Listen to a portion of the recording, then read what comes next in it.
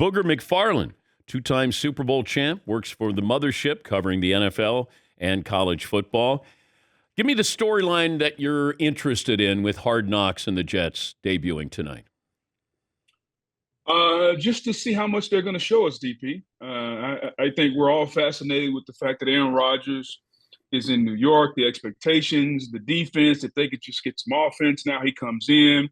I think Aaron Rodgers is one of the people in the National Football League that's very intriguing because he thinks differently than most people do. And so I think everyone is wondering, are we going to get a sneak peek under the hood at the process that makes him go? Or are we going to get any insightful things from his perspective? I think, everybody kind of knows Sauce Gardner and he's flashy in the defense and Robert Saleh and kind of the makeup. But I think Aaron Rodgers is the reason that everybody's going to tune in to see if they get a sneak peek at what makes this guy go.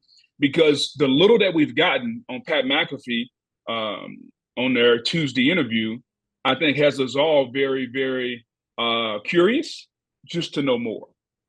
Compare training camp for a veteran to a rookie. That's one way to look at it. I think I'll break it down even further. Training camp for a veteran, you know what to expect. You understand what your role is usually coming into camp because a veteran player is kind of already established. The rookie, especially the rookie first rounder, has some of those same sentiments, but you don't really know because you're trying to figure out what's going to be my role. Everybody's going to be looking at me because you're a new player. So even when you're doing a rep, everybody's going to be paying attention to the rookie or the new guy just to see what they can do. Because football is a collision sport, man. It's played with pads on. Like all the stuff we've done up until now has been cool to run around in shorts and look good and post Instagram and TikTok videos.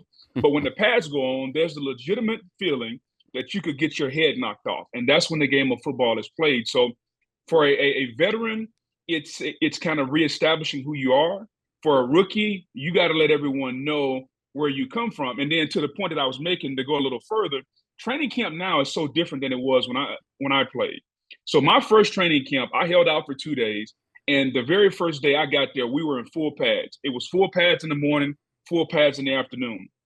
Well, here's the deal, DP. Now they got this thing they call an acclimation period. I'm not sure what the hell it means because it's going to be hot regardless. But you got to acclimate to the heat and acclimate to football.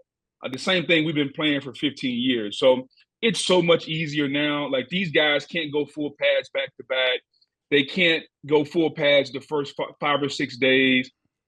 It's really not training camp.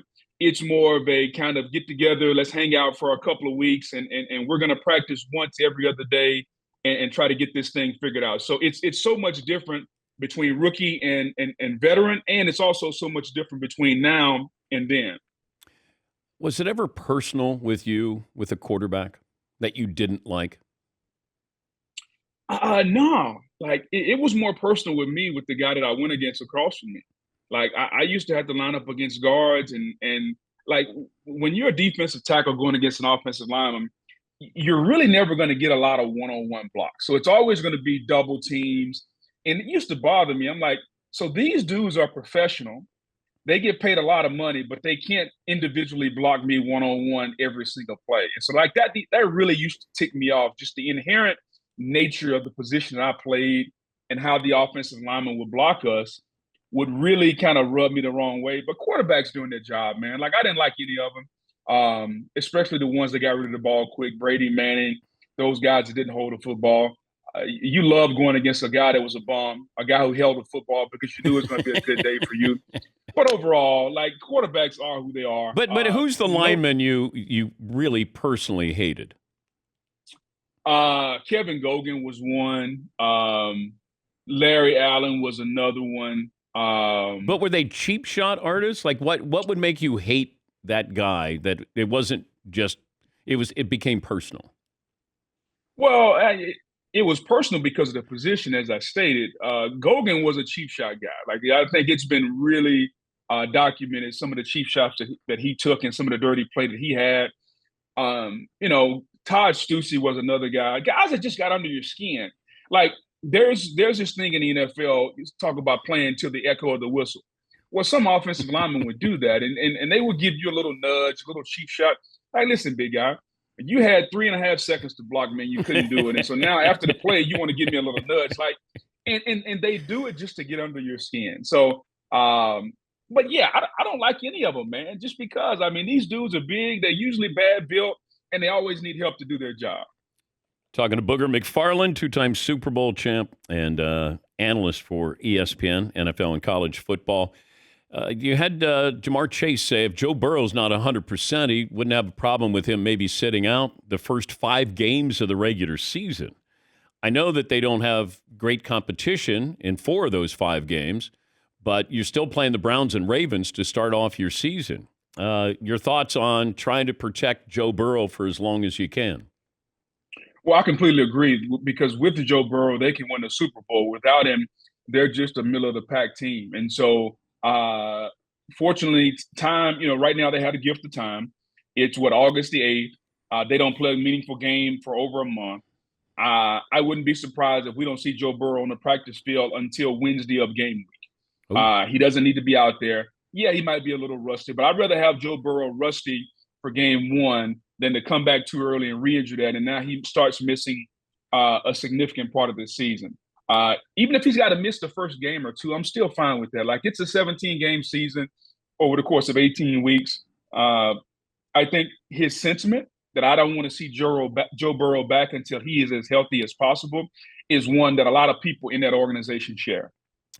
Dalvin Cook still outside looking in. Zeke Elliott on the outside looking in.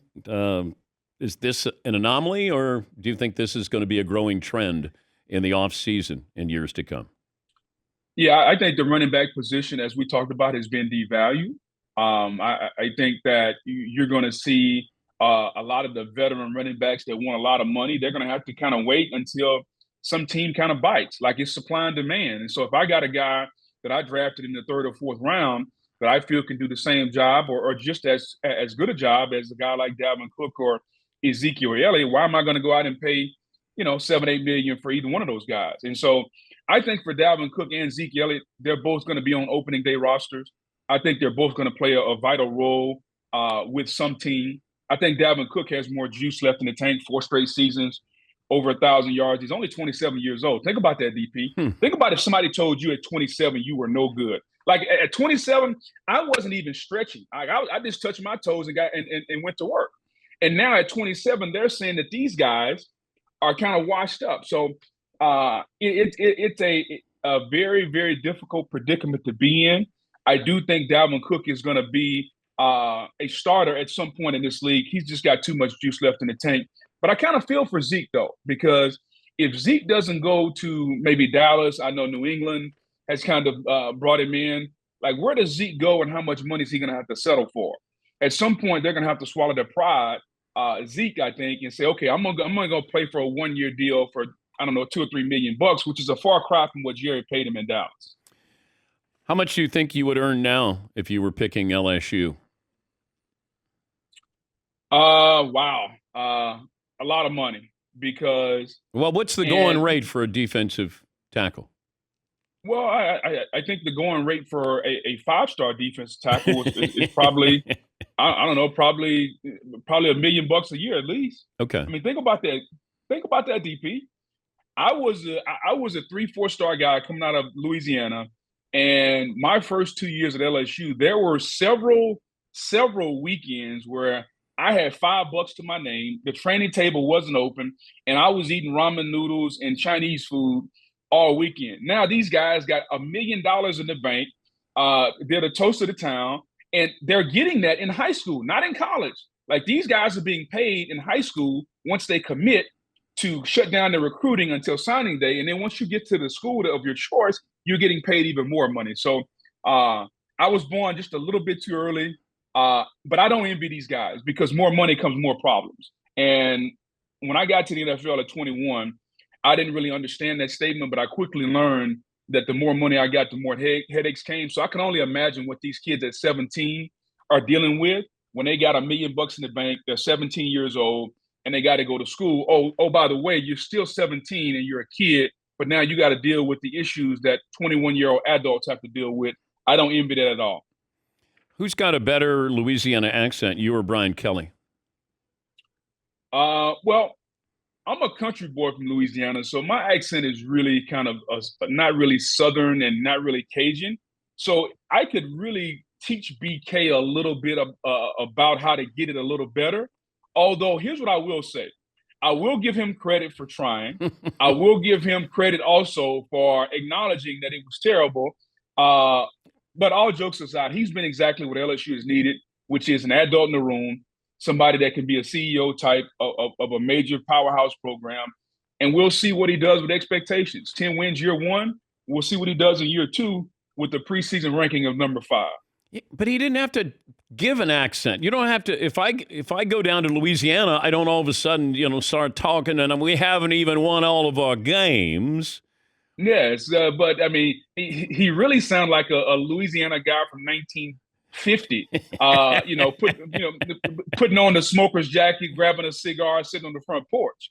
So if he really wanted to do it, he should have picked up a bowl of crawfish etouffee and just kind of start using that French Cajun cuisine. Great to talk to you, Booger. Hope you're doing well. Hope the golf game is good. DP, I'm doing great, man. The golf game is excellent.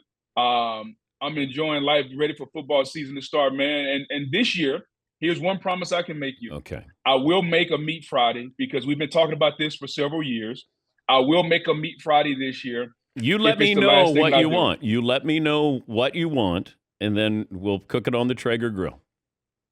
I'm looking forward to sausage, beef brisket, and maybe just a little bit of tri-tip.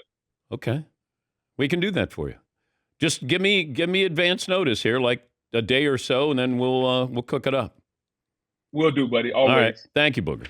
Yes, Paul. Later. Yeah, I bet he can get after it too. Yeah, I would think so. Yeah. That's a hell of a day right there. That's sausage brisket. Yeah. Jeepers.